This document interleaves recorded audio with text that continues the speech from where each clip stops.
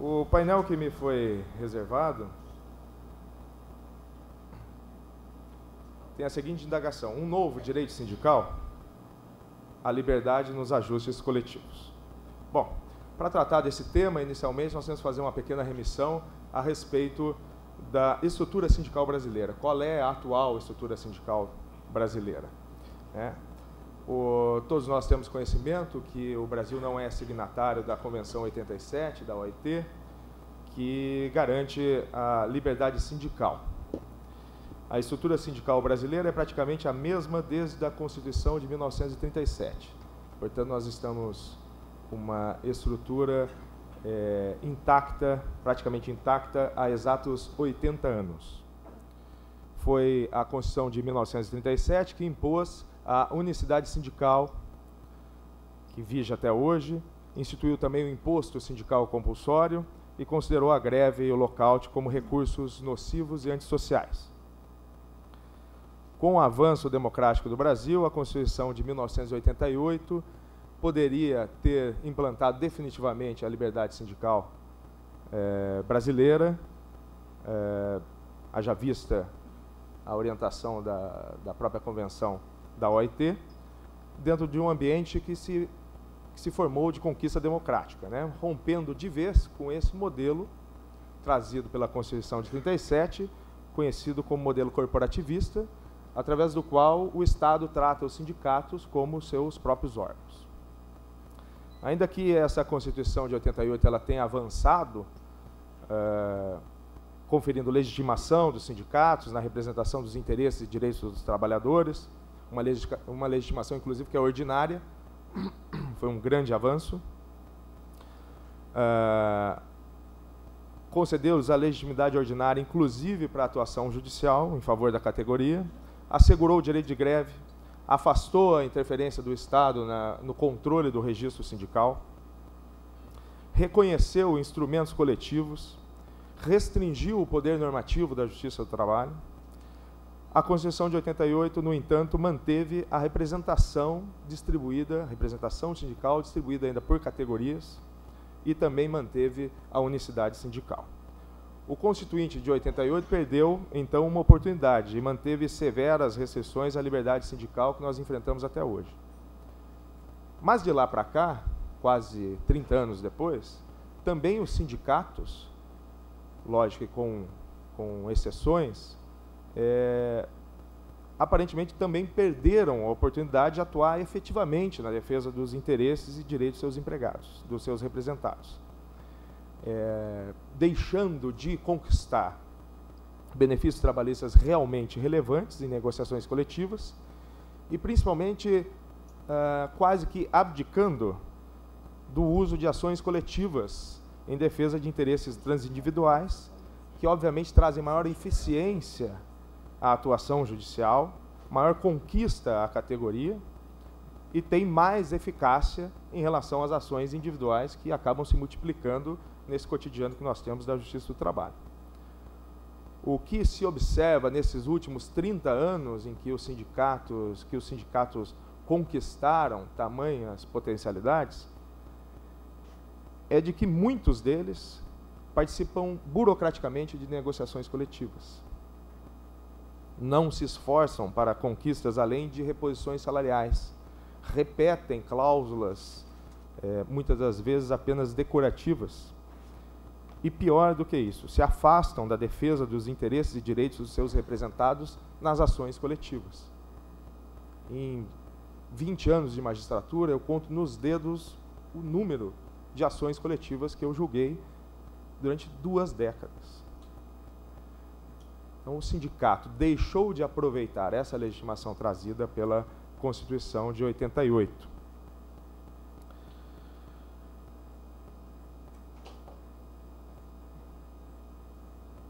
Um outro aspecto importante que não foi bem aproveitado pelo movimento sindical nesses 30 anos foi o afastamento de meios de resolução autônoma de conflitos, com mediação, arbitragem.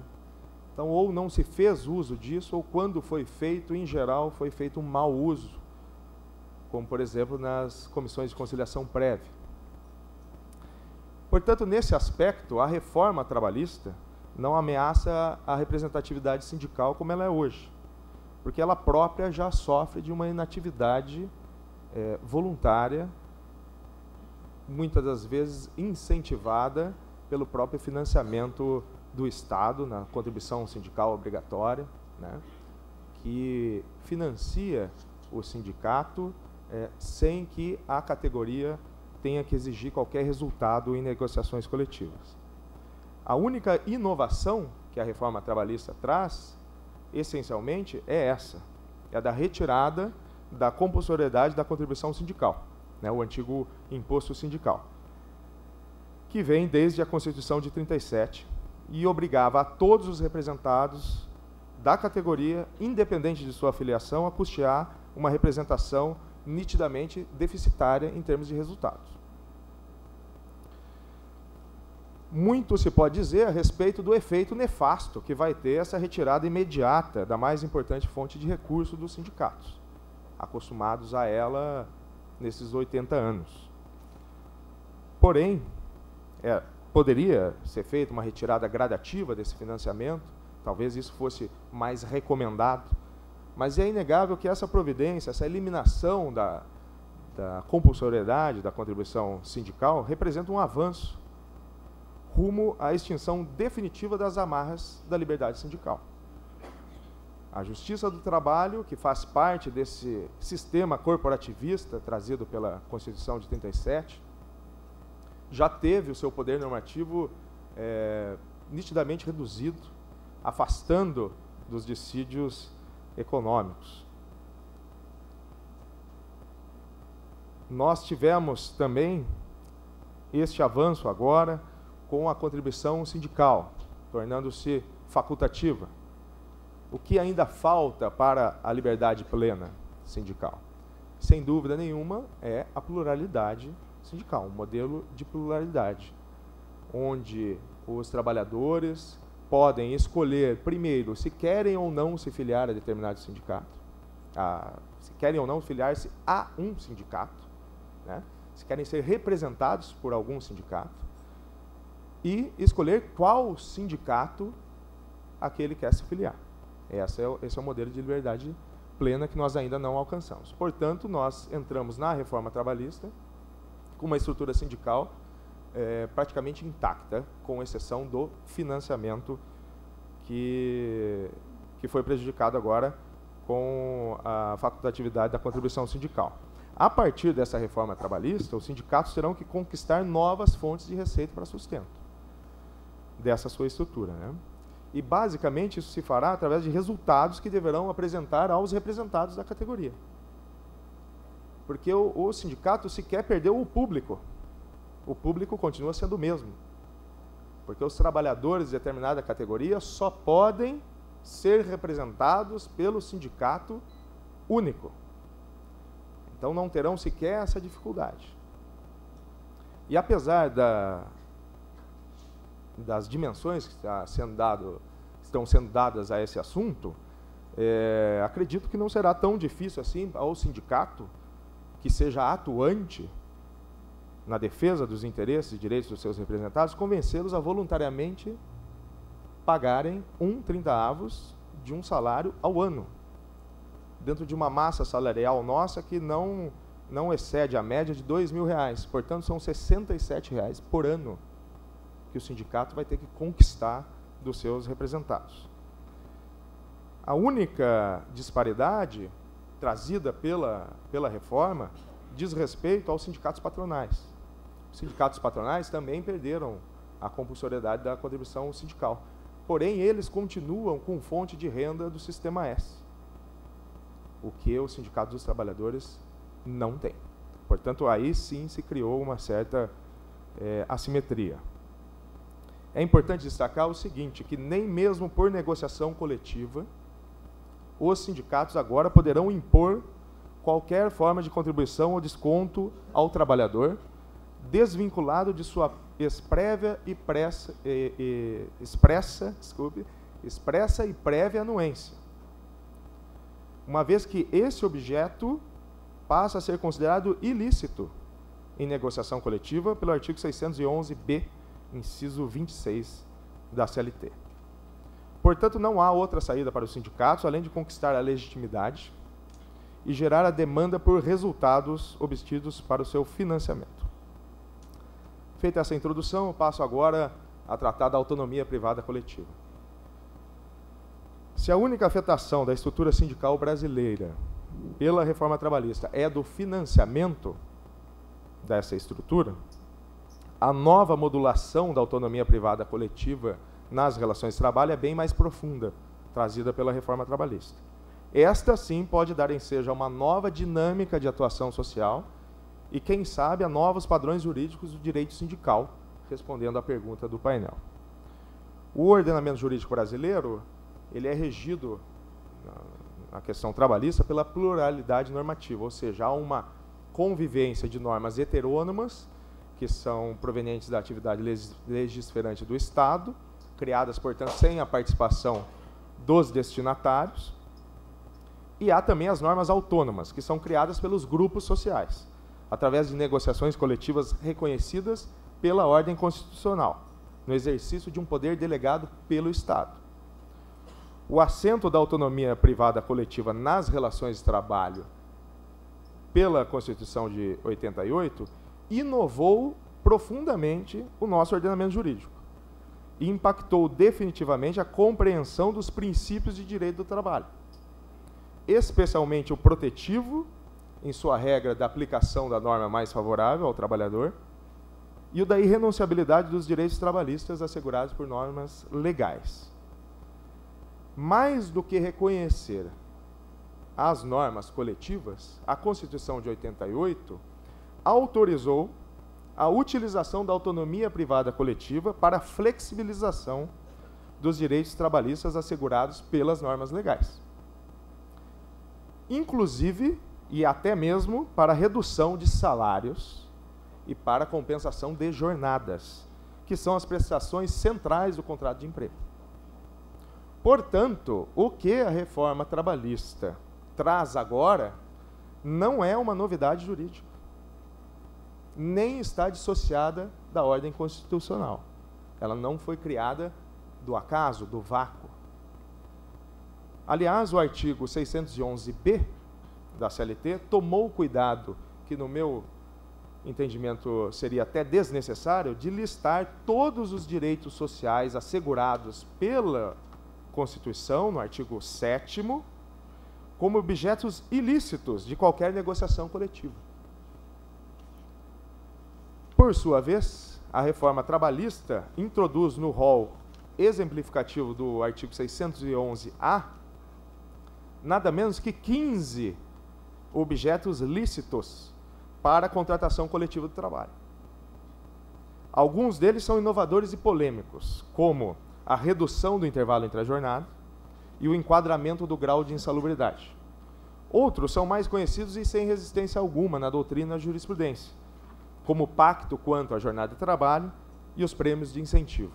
Portanto, a reforma trabalhista não criou monstro algum, não impôs nada além do que uma modulação da autonomia privada coletiva, que é de ordem constitucional.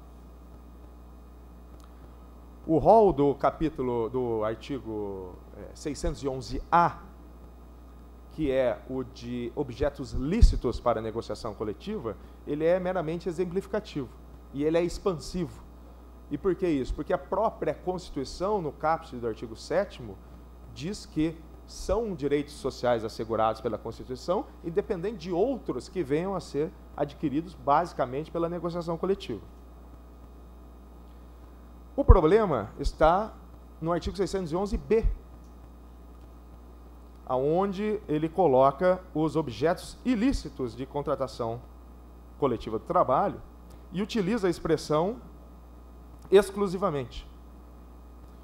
Ocorre que a doutrina que já se formou, ainda que de forma incipiente, da reforma trabalhista, tem sido unânime em dizer que esse rol, apesar de nitidamente restritivo, ele não é taxativo. Ele é exemplificativo de objetos que devem ser considerados ilícitos em negociação coletiva de trabalho. Vou voltar a esse tema, que é o tema central, um pouco mais para frente.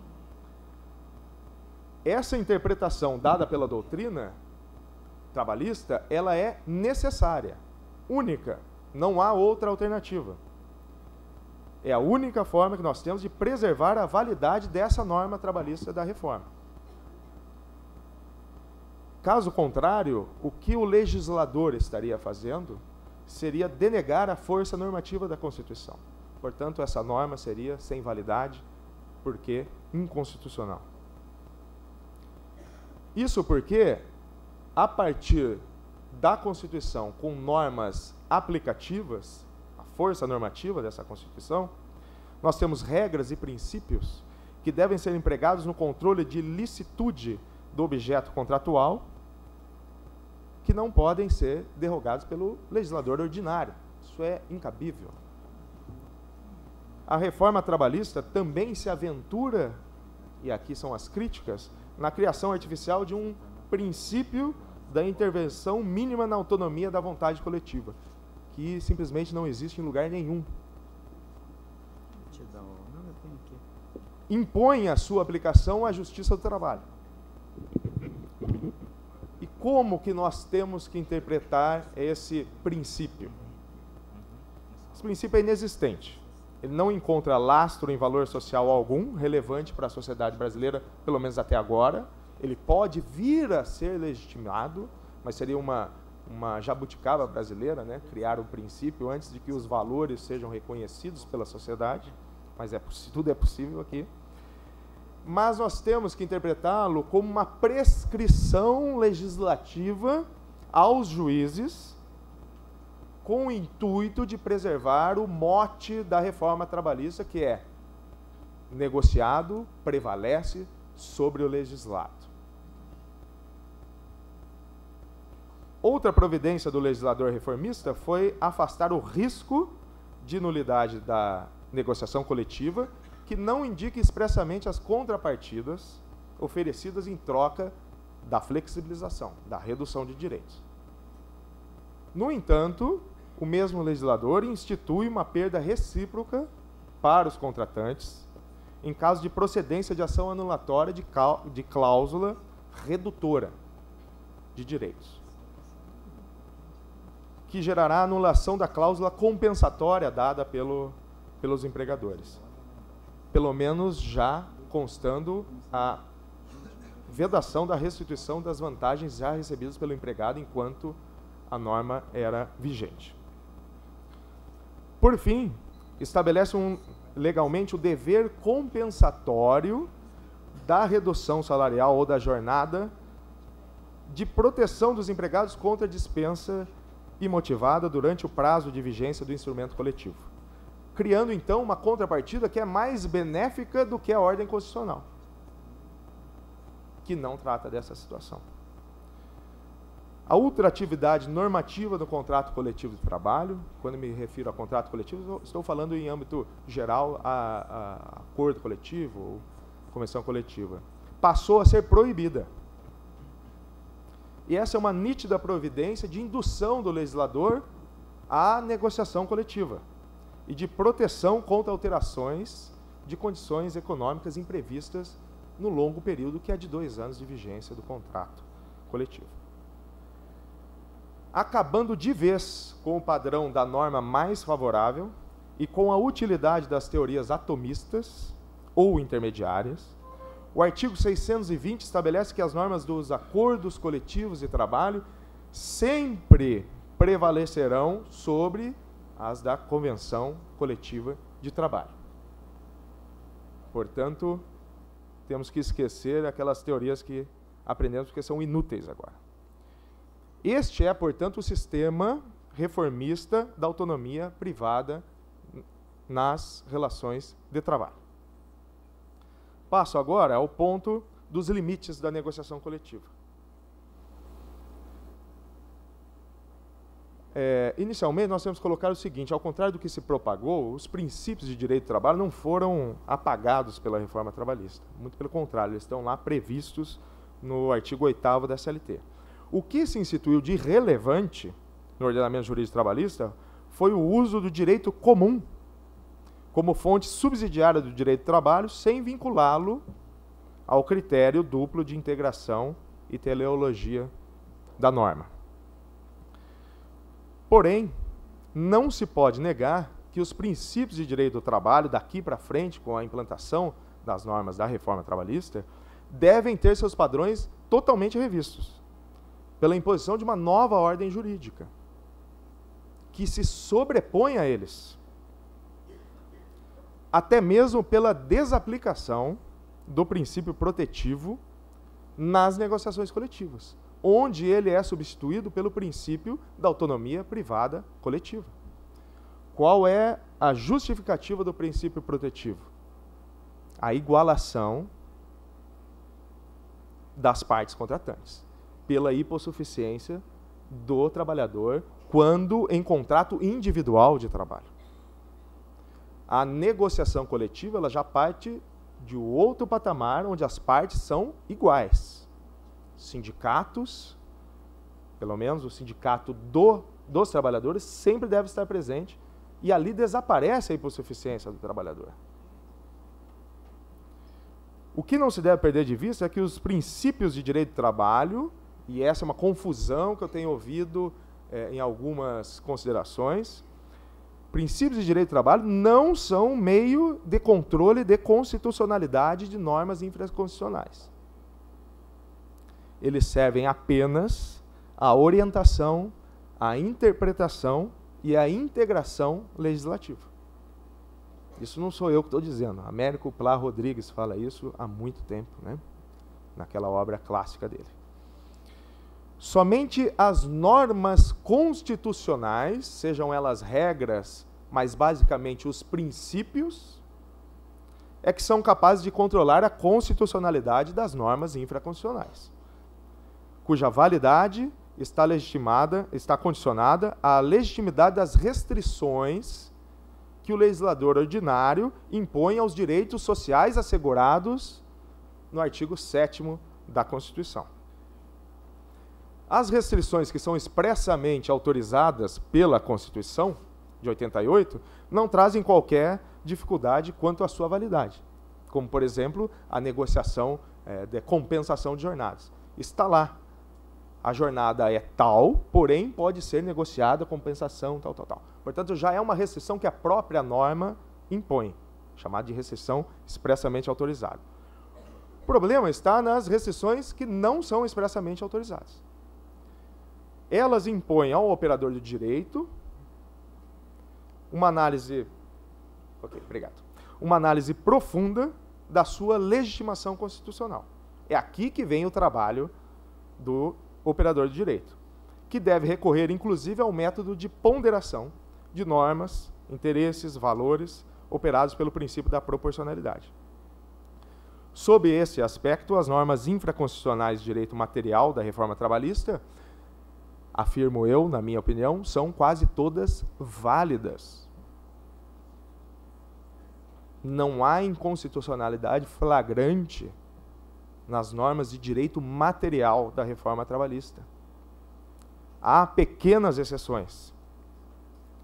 E isso acontece porque essas normas trazidas pela reforma, elas são orientadas, como eu já disse, simplesmente pela modulação da autonomia privada coletiva.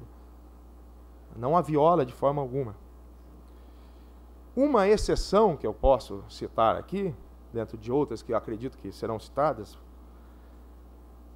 é a da norma trabalhista que confere licitude ao objeto da negociação coletiva, que trata do enquadramento do grau de insalubridade.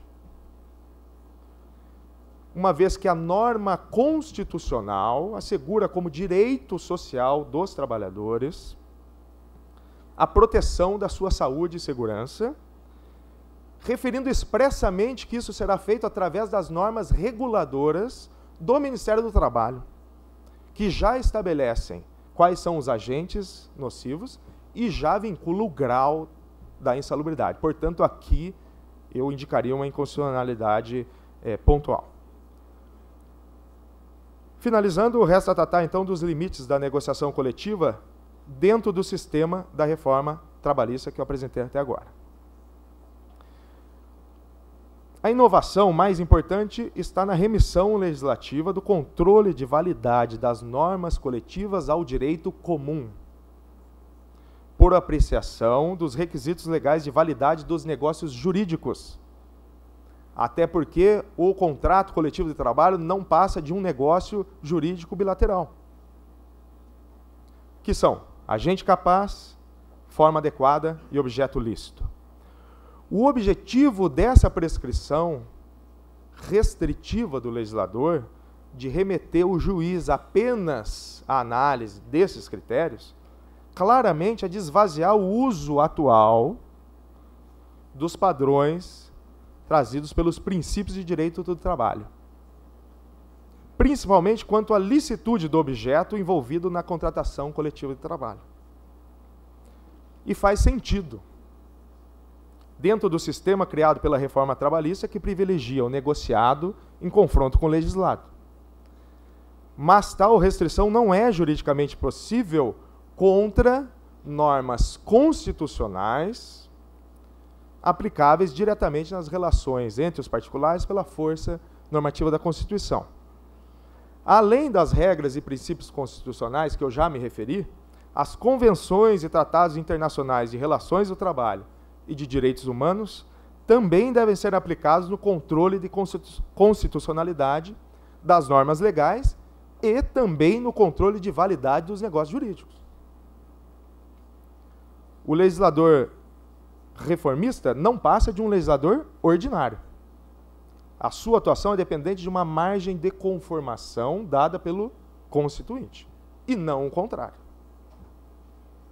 Portanto, a única forma de preservar a validade dessa norma que condiciona a avaliação da norma coletiva ao regime de direito comum é de tê-la como norma prescritiva e não proibitiva de análise de um âmbito mais abrangente do objeto.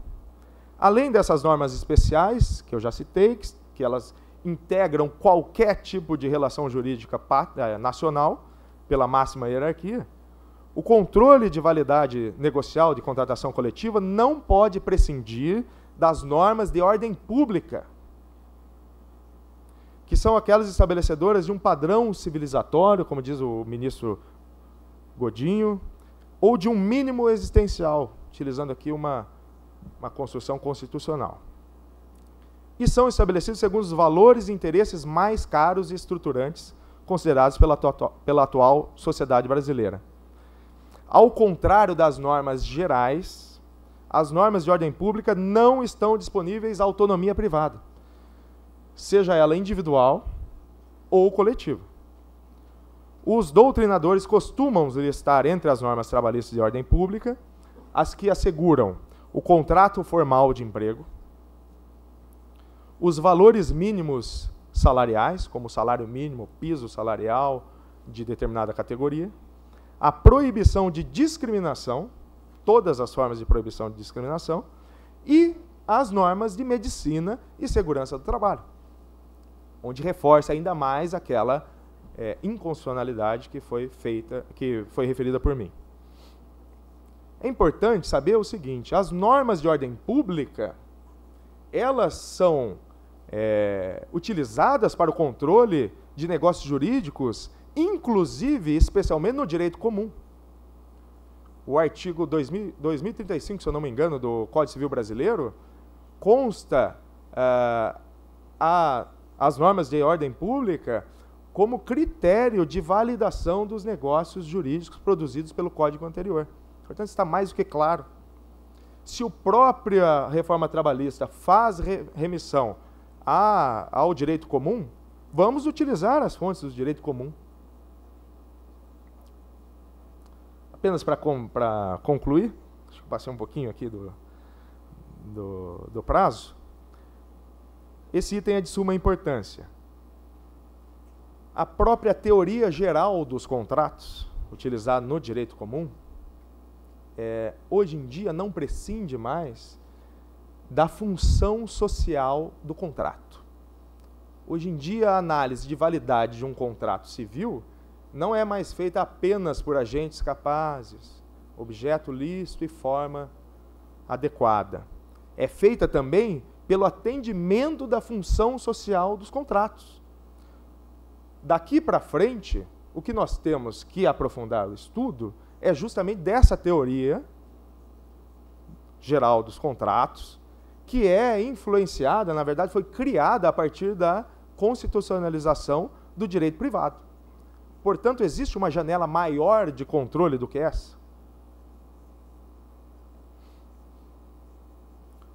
O grande problema na verdade, em grande parte, as dificuldades de serem encontradas os limites da autonomia privada coletiva e, consequentemente, a função social do contrato coletivo de trabalho como negócio jurídico, se deve ao fato de que a Constituição brasileira albergou interesses completamente plurais da sua sociedade, quando regulou os aspectos referentes à ordem econômica. Ela adota um sistema híbrido que conjuga a livre iniciativa com a justiça social. Se o legislador tivesse optado por um dos dois, seria fácil. Como não optou, como que nós fazemos essa apreciação? Essa apreciação deve ser feita dentro da própria norma instituidora da ordem social brasileira, da ordem econômica brasileira, que já consta que deve ser orientada por uma única finalidade, que é assegurar a todos existência digna conforme os ditames da justiça social.